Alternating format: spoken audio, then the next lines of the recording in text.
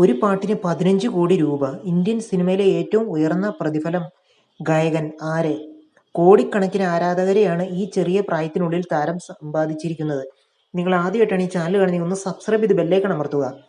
ഗായകൻ, സംഗീത സംവിധായകൻ എന്നീ നിലകളിൽ പ്രശസ്തനാണ് അനിരുദ്ധ് രവിചന്ദ്രൻ.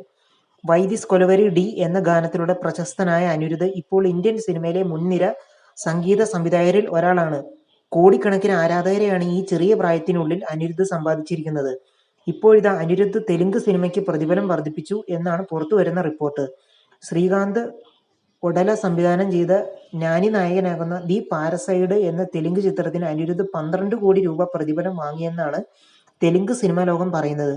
അടുത്ത തെലുങ്ക് ചിത്രങ്ങൾക്ക് 15 കോടി രൂപ പ്രതിഫലം വാങ്ങുമോ എന്നാണ് ഇപ്പോൾ പുറത്തുവരുന്ന വാർത്തകൾ. ഇതോടെ നിലവിൽ ഇന്ത്യൻ സിനിമയിലെ ഏറ്റവും ഉയർന്ന പ്രതിഫലം വാങ്ങുന്ന സംഗീത സംവിധായകരുടെ പട്ടികയിൽ അനിരുദ്ധും ഇടം നേടും. എന്നാൽ ഈ പ്രതിഫല